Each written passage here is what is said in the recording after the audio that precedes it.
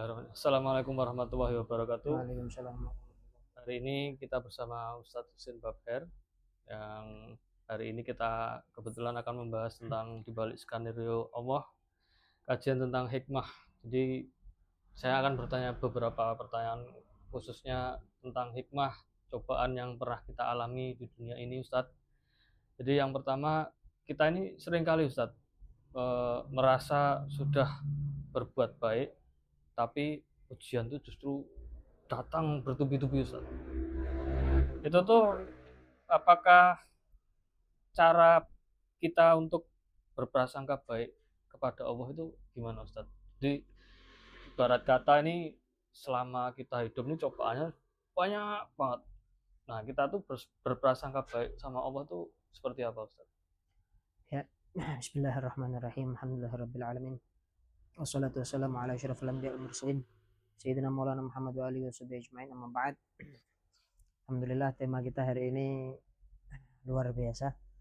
Tema yang mengangkat cara manusia hidup yang tidak bisa luput dari masalah. Betul, Ustaz. Allah Subhanahu wa taala sudah sampaikan bahwasanya dunia itu memang tempatnya ujian. Jadi semakin hamba itu mendekatkan dirinya kepada Allah Subhanahu wa taala, itu jelas Allah akan lebih mengujinya. Kenapa kok seperti itu? Karena Allah Subhanahu wa taala sendiri kan sampaikan ya, lewat pesan Nabi Muhammad SAW, beliau bersabda, "Idza ahabballahu 'abdan ibtalah." Kalau Allah itu cinta sama seorang hamba, Allah pasti akan mengujinya. Jadi kata kuncinya berarti kalau orang itu diuji sama Allah, itu dia sedang dicintai sama Allah. Nah, kalau cara kita berhusnudzon itu bagaimana? Kalau pertanyaannya adalah cara berhusnudzon itu bagaimana? Ya kita harus lebih banyak mengenal tentang ilmu agamanya Allah Ta'ala lewat apa yang pernah disampaikan oleh Allah Ta'ala dalam Al-Quran, maupun apa yang disampaikan sama Nabi Muhammad lewat ahadits, dan juga apa yang diajarkan oleh penerus-penerus mereka, penerus-penerus Nabi Shallallahu Alaihi Wasallam dari para sahabatnya, para tabi'in, orang-orang dari kalangan ulama. Kalau kita telaah ya, tidak ada manusia yang hidup di muka bumi ini tanpa ujian. Ya. Justru semakin tinggi status seseorang, semakin diuji, semakin besar ujian. Seperti itu.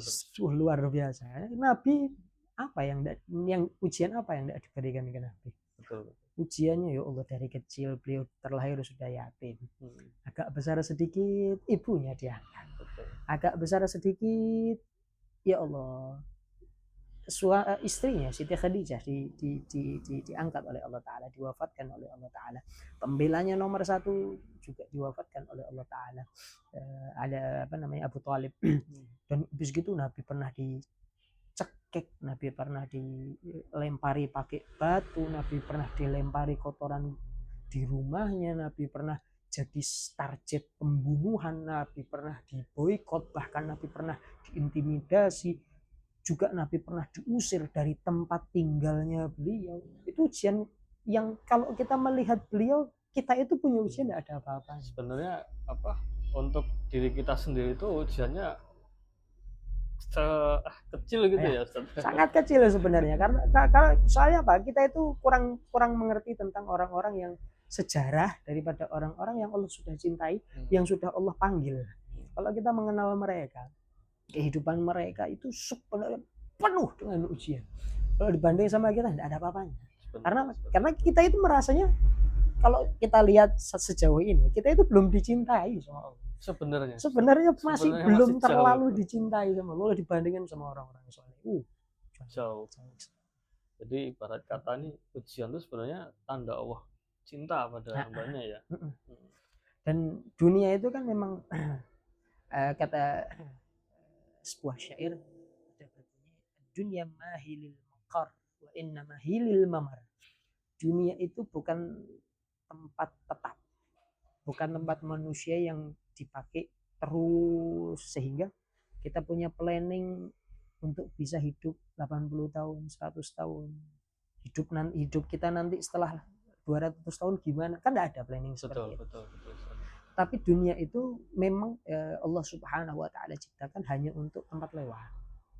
Di mana manusia yang diletakkan di atas dunia ini, diletakkan di dunia yang hanya tempat lewat ini, diuji supaya nanti ada tempat makarnya, tempat tujuan akhirnya dia itu bisa dideteksi. Dia bakal diletakkan sama Allah di tempat yang baik, yaitu surga, atau di tempat yang buruk, yang naudzubillah min dzalik, yaitu nerakanya Allah Ta'ala, lewat ujian-ujian yang Allah berikan di dunia.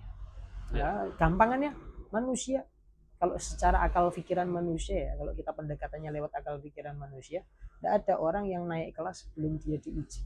Betul. Jadi memang harus melalui ujian beberapa ujian kehidupan seperti itu, Ustaz. Terus untuk selanjutnya, Ustaz, ini cara bangkit dari rasa kecewa nih, Ustaz. Kadang kita itu mendapatkan ujian yang mungkin bagi kita sendiri itu terasa sangat berat. Terus kita merasa ada titik kecewa di situ. Ya Allah, kok sampai seperti ini sih? Kita ini diberikan cobaan tuh kok sampai seperti itu. Kalau bangkit dari kecewa, sebenarnya kiat-kiatnya itu ada banyak. Kiat-kiat supaya orang itu bisa segera bangkit dari kekecewaan, bangkit dari keputusasaan, itu sebenarnya banyak sekali.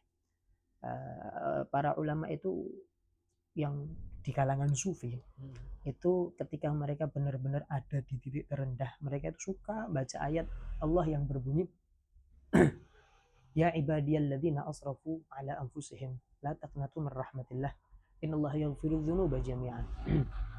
Ayat, wahai hamba-hambaku yang sudah melampaui batasnya, jangan pernah kalian berputus asa dengan rahmat Allah. Sesungguhnya Allah itu mengampuni semua dosa. Kekecewaan kita yang sebenarnya sumbernya adalah kecewa dalam urusan dunia, itu beda sama para ulama, orang-orang salafus saleh yang kekecewaan mereka itu lebih sering berada di titik kehilangan akhirat, kehilangan. Mindset kita yang gampang kecewa karena urusan duniawi itu adalah hal sepele. Sedangkan mereka itu membentuk mindset mereka, kecewa itu terbentuk lewat karena mereka kehilangan daripada pahalanya Allah Subhanahu wa Ta'ala. Cara bangkitnya itu tadi, kita renungi ayat tersebut. Orang-orang soleh suka baca ayat ini diulang-ulang, satu ayat ini aja diulang-ulang, ngerasakan kalau Allah itu sedang meluk mereka. Apa itu? Wahai hamba-hambaku, kata-kata ya hambaku ini, hamba-hambaku itu Allah pernah sebutkan kepada Nabi Muhammad saat malam Isra Mi'rajnya beliau. Nabi Muhammad mengakui bahwasanya tidak ada satupun kata dari Allah yang membuat dirinya bangga kecuali saat Allah memanggil beliau dengan sebutan hamba. Nah, kita di ayat yang barusan kita bahas tadi itu Allah nyebutkan hamba-hambanya bagi siapa? Yang telah melampaui batas. Justru yang melampaui batas. Orang-orang yang melampaui batas sama Allah dipanggil dengan panggilan yang pernah Allah pakai kepada Nabi Muhammad, dan Nabi Muhammad bangga dengan panggilan tersebut. Itu seakan-akan kalau kita itu, ya Allah, kita lagi dipeluk. Kalau kita lagi dipeluk sama Allah, kalau kita ngerasakan pasti bangkit. Kalau kita bisa meresapi kalimat-kalimat tersebut, insya Allah pasti bangkit. Itu yang paling sering digunakan senjatanya oleh orang-orang soleh saat mereka berada di titik terendah. Ada banyak sebenarnya kiat-kiatnya. Cuman diantaranya ya, ada lagi melihat orang yang suka atau yang ada di bawah kita. Itu juga dongkrak kita untuk lebih semangat lagi kepada Allah Ta'ala. Siapa? Ujian manusia itu kan ya tafawat, berbeda-beda. Ada yang sama satupun. Lah pasti di atas langit itu kan ada langit lah. Betul. Idahnya kan gitu. Betul. Ujian kita yang kita rasa itu adalah hal yang paling buruk. Masih banyak yang kita tidak tahu, ternyata mereka jauh lebih mengerikan ujian-ujiannya. Tapi kalau saya sendiri pribadi, Ustaz, itu pernah ada di titik yang benar-benar merasa ujian saya sangat berat sekali. Ya, Ustaz sendiri tahu saya sakit lama kan. Jadi udah sana kesini sampai pindah-pindah dokter, itu sampai pernah masuk ke ICU. Saya mikir, udah nggak lama lagi. Waktu itu Ustaz juga ke rumah sakit, jenguk saya beberapa kali, juga memberikan motivasi ke saya. Tapi saya sebagai manusia tuh merasakan juga, Ustaz, kok seperti ini gitu, cobaanku kok seperti ini, sangat berat. ada di titik seperti itu ada.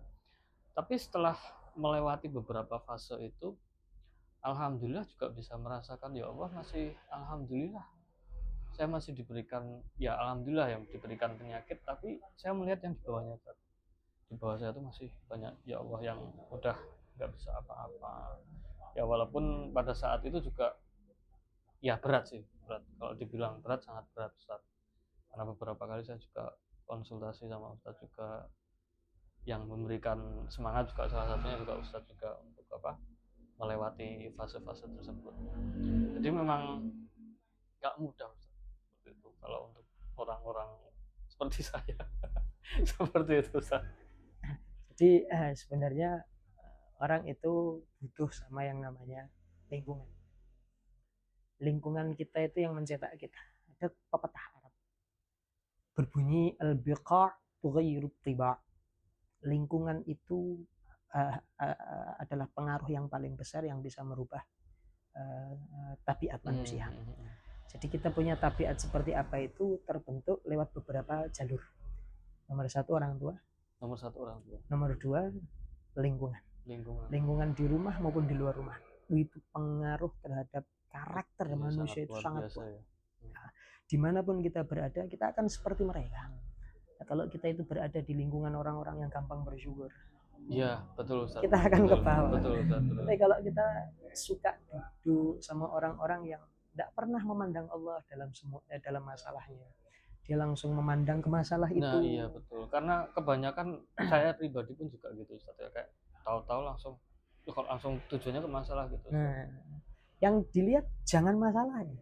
Kalau kita kumpul sama orang-orang yang suka mandang Allah, dia pasti akan membawa dan menggiring kita untuk berpikir Allah sedang uji kita, Allah itu sedang cinta. Tidak ada manusia yang tidak diuji. Kemudian masalah kematian itu sebuah hal yang pasti. Tidak mungkin semua orang. Nah, ngapain kita takut sama hal yang pasti? Iya betul. Semuanya bakal ngalami. Masalahnya kita siap atau tidak.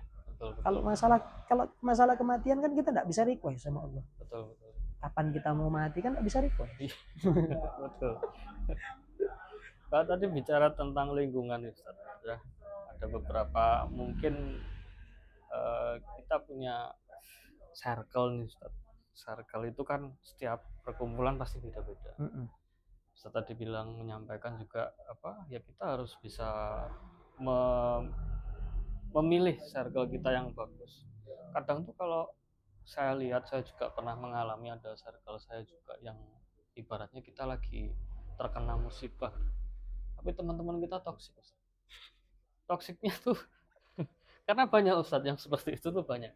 Toksiknya dalam artian mereka tuh terkadang ketika kita nggak ada masalah, ketika kita ada di posisi di atas nih Ustadz, kita ada di posisi di atas, nah mereka langsung merubul kita nih.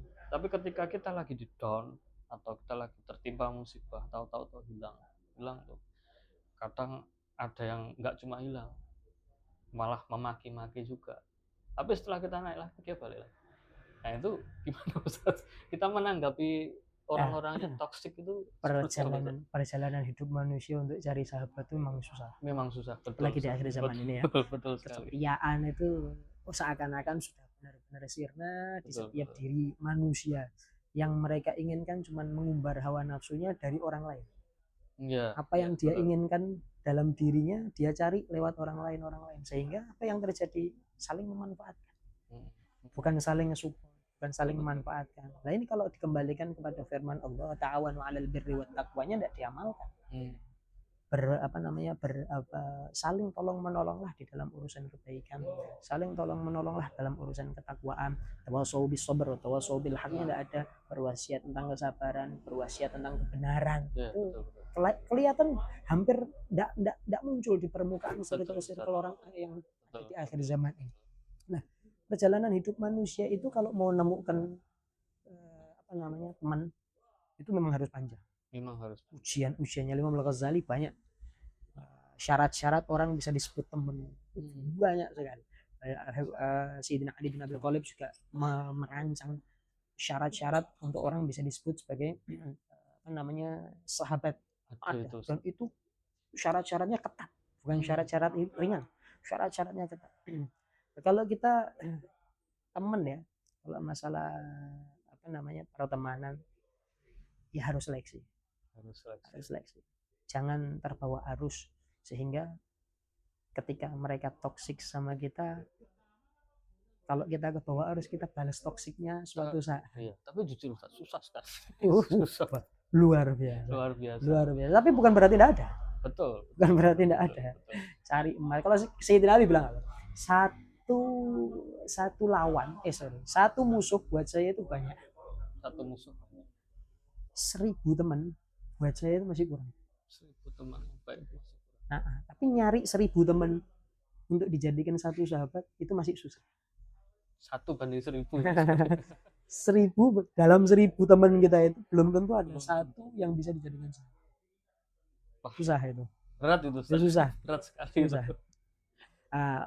Soalnya apa? Memang orang yang fadilah, keutamaan bagi dua sejoli manusia yang berkumpul karena Allah, berpisah juga karena Allah, itu dapat janji sama Rasulullah SAW masuk ke salah satu dari 7 golongan yang bakal dinaungi sama Allah di hari tidak ada naungan selain naungan Allah, yaitu adalah rajulani, dua orang laki-laki yang tahabba fillah, yang mencintai karena Allah, ijtama'a fillah, tafarraqa fillah, kumpul karena Allah juga pisahnya karena Allah. Ini wah, ngumpul bukan karena Allah, ngumpul karena kepengen ngopi. Ya, kadang-kadang malah kita dimanfaatkan. Wah ini. Jadi sekarang itu lebih banyak orang mendekati seseorang itu karena butuhnya. Banyak yang seperti itu. Jadi memang apa ya? Seperti itu apakah juga salah satu cobaan buat kita, Ustaz? Kita menghadapi dunia yang saat ini seperti itu.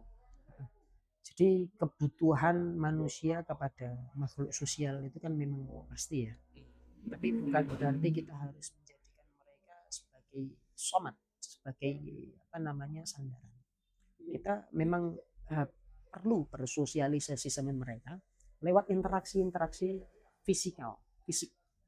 Cara secukupnya. Secukupnya pakai ya, kalau duduk sama mereka boleh. Tapi untuk masalah hati kita pautkan kepada mereka, kita patrikkan dengan kalau kita pastikan kalau kita itu butuh sama mereka, jangan. Kita tidak boleh merasa butuh sama orang lain. Itu kuncinya. Karena ketika kita tidak merasa butuh sama orang lain, insya Allah kita tidak akan membahayakan mereka. Setidaknya itu dulu. Kalau kita kesusahan memberikan manfaat kepada mereka, setidaknya jangan memberikan mabarat kepada mereka. Itu basic yang perlu kita pegang dulu ya. Oke. Mungkin sedikit dulu Ustaz, kita masih ada jam lanjut lagi. Bentar lagi. Siap. Jadi mungkin ini yang pertama, dan mungkin kita juga akan ada sesi lanjut lagi nanti insya Allah. Semoga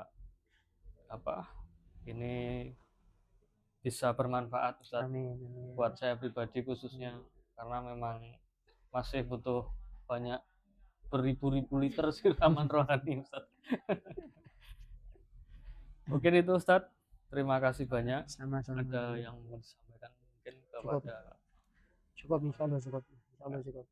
Baik, terima kasih semuanya. Sekian dari kami. Insya Allah nanti kita ke depan mungkin ada beberapa sesi-sesi lagi dengan tema yang berbeda. Assalamualaikum warahmatullahi wabarakatuh.